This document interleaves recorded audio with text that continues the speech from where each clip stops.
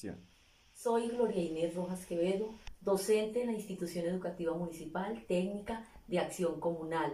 Estoy en el cuarto cuatrimestre del doctorado Ciencias de la Educación con la Universidad Cuauhtémoc de México. Me acompaña una gran líder, luchadora, incansable y defensora de los derechos del magisterio y de la educación pública, Olga Rivera. El motivo de este encuentro es responder a unas preguntas que tienen que ver con el tema de legislación educativa. Le damos la bienvenida a Olguita. Muchas gracias, Glorita. Te agradezco mucho por tenerme en cuenta. Mi nombre es Olga Victoria Rivera Avellaneda. He estado en el mundo sindical por más de 20 años y estuve en la Asociación de Educadores de Cundinamarca ocupando las secretarías de Asuntos de la Mujer, Asuntos de Género, en la Secretaría del Centro de Estudios e Investigaciones Docentes de la Secretaría de Asuntos Pedagógicos y fundamos en ese momento el Centro de Estudios de Investigaciones Docentes, soy fundadora. Estuvimos también en la Secretaría de Prensa y Comunicaciones y fui presidenta de ADEC en el año 2010. En este momento estoy en el Departamento de la Juventud Trabajadora y la Niñez de la CUT Bogotá, Cundinamarca, y pues estamos desde el 31 de septiembre del año anterior. Ah, muy bien, Olguita. ¿Cuáles tratados o convenios internacionales conoces que reglamenten el derecho a la educación y qué opinas de ellos? Bueno, tratados internacionales, concretamente de educación, están reflejados más que todo en la UNESCO, lo que tiene que ver con la ONU, con, digamos, el más importante y el que más, digamos, beneficios ha traído de manera positiva, ha sido el de el Andrés Bello. Pero digamos que hay otros tratados que tienen que ver también con la OCDE, la Organización para la Cooperación del Desarrollo Económico, que pues algunos, digamos, dentro del mundo sindical hemos estudiado y creemos que para la educación no ha sido positivo. En el Andrés Bello pues tenemos la parte tecnológica, la parte de investigación, la parte de la literatura, de la lectura, es decir, la parte cultural, y por eso pues ha sido positivo. Pero con la parte de la OCDE el problema es que la legislación que ha venido llegando es más como para crear una educación para el trabajo, una educación que para el trabajo sería excelente, pero en realidad es como para sacar, digamos que la educación deje estudiantes con una formación muy bajita, es decir, para poder acceder a la universidad tendría que pagar más de 15 millones, es decir, lo que hoy pagamos para un preuniversitario eh, se pagaría digamos, perdón, lo que pagamos para una maestría Sí. se pagaría para un preuniversitario. Es decir, que la población colombiana estaría en su mayoría en términos de la tecnología, o sea, tecnólogos y técnicos, porque para acceder a lo otro sería más difícil, pero además eso está reforzado con las oportunidades de trabajo. Eso se llaman los ciclos propedéuticos, y además en este momento con el nuevo Plan Nacional de Desarrollo de Duque se llama la economía naranja. Ay, Dios mío. Bueno, ¿qué artículos de la Constitución Política Nacional reglamentan el sistema educativo? Bueno, el artículo más importante de nuestra Constitución del 91 es el artículo 67. Ese artículo es fundamental porque es donde determina la educación como dice que la educación es un derecho, ¿m? Pero que a la vez es un servicio público, y que la familia debe aportar también y que puede ser mixta. Es decir, en el artículo 67 desafortunadamente se pierde la educación como derecho fundamental y se permite que sea mixta o que se pueda privatizar, que se pueda vender. Pero además tiene un segundo párrafo, ese artículo 67, ese es larguito. La segunda parte dice que Colombia, o sea, es decir, que se garantizará la educación a partir de transición a grado noveno. Eso, ¿cómo se ha demostrado en la práctica? Que décimo y 11, o incluso en las normales hay 12, la familia tiene que pagar. Es decir, ahí es donde está la parte técnica, ¿sí? Y para que haya formación en la parte técnica, el estudiante tiene la posibilidad de elegir, me voy hasta noveno estudio y me voy. O voy a continuar, en este momento no están todos, pero ya hay como las normales, que si dices, yo sigo en el ciclo complementario que es 11 y 12, pues yo tengo que pagar. Y no se paga cualquier cosa, pagar en la normal vale más de 500.000 pesos, hoy más, ¿no?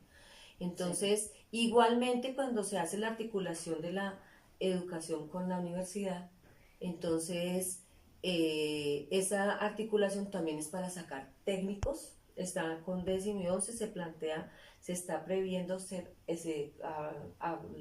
alargar hasta grado 12, y en esa parte hacer la articulación con la universidad, aunque ya se viene haciendo en la mayoría de los colegios se hace, pero eso lo paga el padre de familia, la madre de familia, debe pagar eso. Y la idea, o pues la filosofía de lo que plantea es que se aproveche para que eso que el estudiante hizo y que es técnico, o que pueda llegar a tecnológico, entonces pueda la misma universidad ya seguir con eso y valérselo, ¿no? Sí. Pero eso se ha convertido en un negocio, porque finalmente las universidades lo que quieren es percibir esos dineros y mirar cómo captura estudiantes para que se vayan a estudiar con ellos. Y lo más triste es que en algunas instituciones educativas lo que se ha hecho es que se hace con universidades de garaje o con universidades que no tienen un reconocimiento como las universidades públicas nuestras, sí. O como universidades, digamos, grandes, pues las privadas como la Javeriana y las Andes pues son muy caras, ¿no? Entonces, esa situación. Bien, Olguita.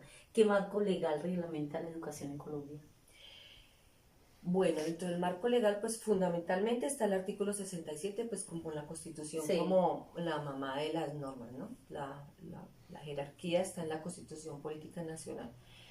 De ese artículo 67 de la Constitución viene la Ley 715 del 2001, que es la ley madre de la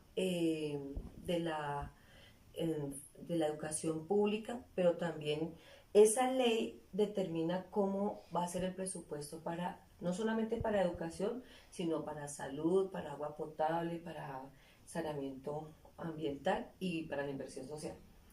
Pero en la parte de educación, esa ley determina no solamente cómo se distribuye el dinero, sino en qué se va a distribuir el dinero. Entonces, allí es cuando nace un artículo, por ejemplo, que determina que se debe crear un nuevo estatuto docente. Entonces, nacen los decretos, cada artículo de la ley 715 se ha convertido en decretos al día de hoy, porque la ley 715 es del 2001. Hoy, en el 2019, tenemos una legislación muy dura, que ha venido quitándole derechos a los maestros y a las maestras, que ha venido quitándole presupuesto. Por ejemplo, la 715 le quitó presupuesto a la primera infancia. Antes teníamos preescolar, preescolar era 3 grados, sí. Entonces lo redujo a uno solo, tal como lo dice el artículo de la Constitución, ¿sí? Lo redujo a 1, que ahora se llama transición, ¿sí? Y eso lo llamó primera infancia, y a primera infancia le dio un presupuesto que cada vez que cambia el Sistema General de Participaciones, que fue lo que creó la ley 715, le quita más plata a la infancia de este país de los 0 a los 4 años, o sea, a los 5 años ya lo recibe la educación formal, pero esa otra le recortó tanto dinero que no alcanza, sino para que nuestros niños y niñas estén con las madres comunitarias, o que tengan solamente unos espacios lúdicos, o la tercerización con unas profes que son contratadas, ¿sí? Contratadas por entes privados, por ejemplo, creo que aquí en Estimapaz tienen unas monjas, por ejemplo, en un pueblo, en un municipio, son las que llevan la primera infancia y pues las personas que contratan no tienen la obligación de ser licenciadas, no necesariamente tienen la formación que debe tener cuando los niños y las niñas, según los estudios y todo, tienen que tener los mejores maestros y maestras. Sí. Y se les paga cualquier cosa, tienen horarios más de 8 horas y tienen que barrer y ayudar lo mismo. Y pues el ejemplo más grande de todo es pues las madres comunitarias. No estamos en contra de las madres comunitarias, ni más faltaba, luchamos por sus derechos, pero sí hay una cosa muy concreta y es que los niños y las niñas deben estar con las personas mejor formadas, ¿sí? Y también en la parte de, digamos, de ese marco legal, también es importante mirar que la Constitución tiene otros artículos que han sido muy duros para los derechos laborales del magisterio y para la profesión docente y la educación pública, que es el artículo 125 y el artículo 130. El artículo 125 es el de es que plantea la meritocracia en este país, que además no toca solamente a la educación, sino toca a todos los trabajadores del país. Uno escucha meritocracia y uno diría, no, pues eso es excelente, porque entonces ya no es por clientelismo, ya no es que el señor pone aquí su trabajador y no, eso lo hacen a partir de la 715, aparecen los provisionales, aparecen, entonces muchos profes que entran por provisionalidad, desafortunadamente en algunas partes los politiqueros los ponen, ¿sí? Pero la meritocracia, ¿qué es lo que pasa con eso? Que sí genera la evaluación como sanción.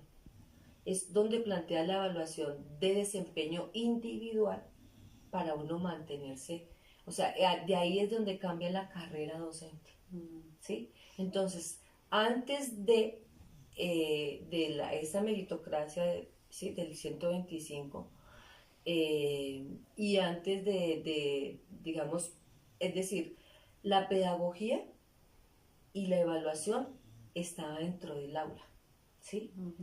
Pero a partir de esa situación, la evaluación de desempeño, ya se hace con todos los trabajadores del país, que es una política internacional de la OCDE, que hablábamos de los tratados internacionales, Sí. Entonces la evaluación de desempeño lo que hace es que hay evaluación para ingreso, evaluación de periodo de prueba, que si no se pasa el periodo de prueba, entonces lo pueden votar. No importa todo el proceso tan difícil para poder ingresar al sistema.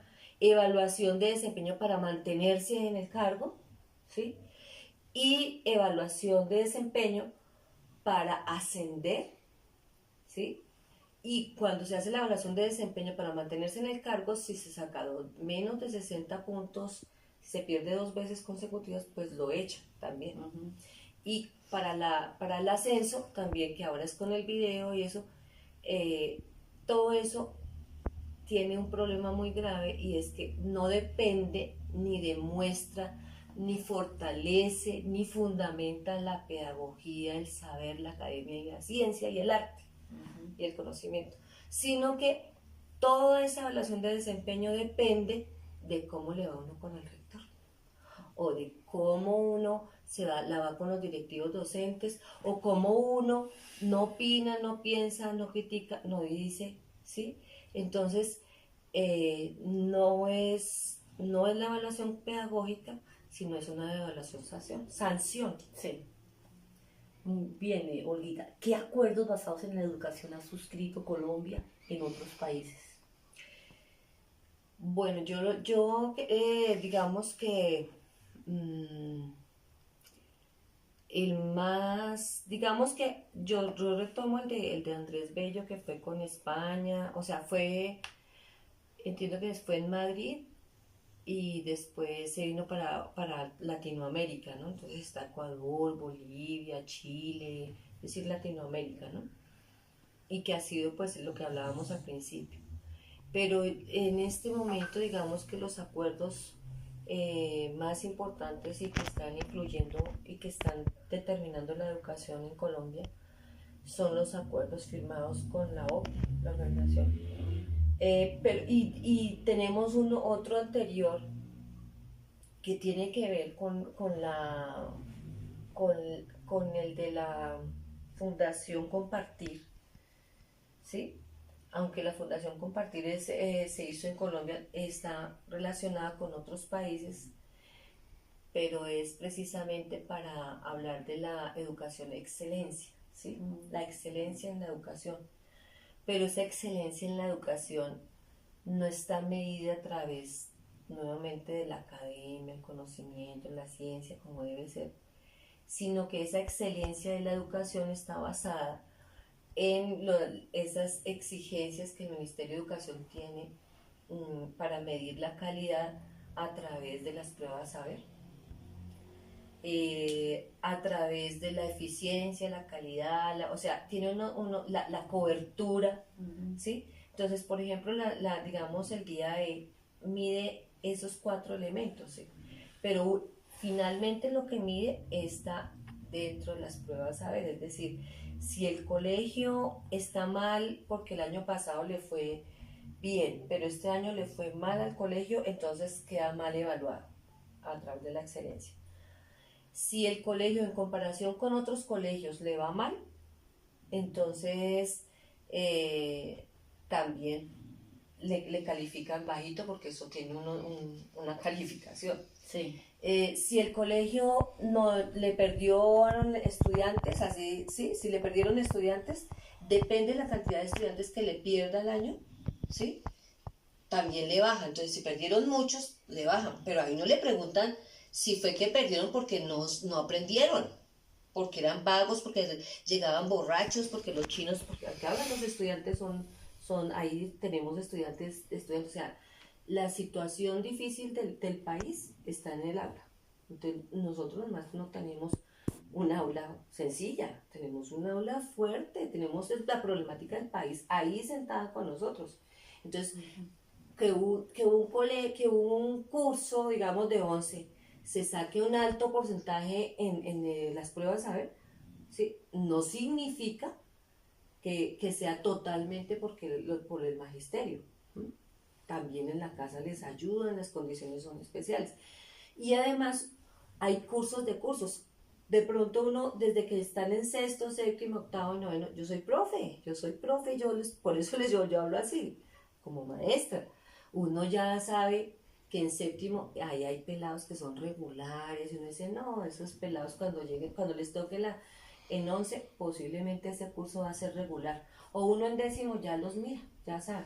Pero entonces eso no es culpa del magisterio, ¿sí? Uno hace lo que puede, pero hay pelados, y más ahora que el magisterio no tiene derecho digamos que es más importante la opinión del estudiante y del padre de familia que del maestro. Y resulta que la academia y la ciencia y quien fue a la universidad fue el profe o la profe, ¿sí? Entonces, ahí, en esa parte, queda muy claro que no nos pueden evaluar y masificar por unas pruebas a ver cuando tenemos un país con tantos factores y con tantas dificultades y con todo demostrado que estamos en un momento del conflicto, digamos del posconflicto y toda la situación de la paz y todo eso.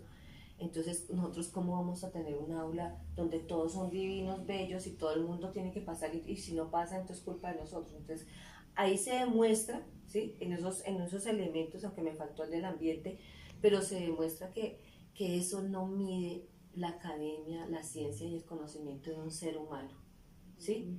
Y como si antes de que nos impusieran esos parámetros, muchos de nosotros, y no teníamos esa evaluación, muchos hemos formado, aquí lo hemos formado a todos los intelectuales, a los médicos, a los arquitectos, los hemos formado a los profes y los hemos formado con nuestro estudio, con nuestra entrega, con procesos en las discusiones académicas, pedagógicas, pero no por números, sino por, sí, Ujú. entonces, Bien, bien. Muy bien. ¿Has participado en la elaboración del PEI y el sí, Manual de claro. Convivencia para reglamentar el funcionamiento de la educación en las instituciones? Sí, claro, claro, sí, porque como, maestro que se haya sido maestro, digamos uno como profe, todos los años pues sabemos que hay que hacer la discusión del manual de convivencia, hay que remirarlo. Lo del PI, siempre hemos sido críticos con el PI porque el proyecto educativo institucional pues no tiene en cuenta el país que queremos, ¿sí? El proyecto de país, qué país soñamos, para qué la educación y por qué, y yo por qué quiero enseñar o qué quiero enseñar y para qué, ¿no? Ujú. La educación. Entonces el PI se queda como ahí en que lo que quieran los papás, las mamás, lo que aquí de acuerdo con el entorno, pero hace falta plantearse más claro qué clase de educación necesita este país para ser más en todo eso que hablamos de la Sí. educación, de lo que soñamos de un país mejor, ¿no?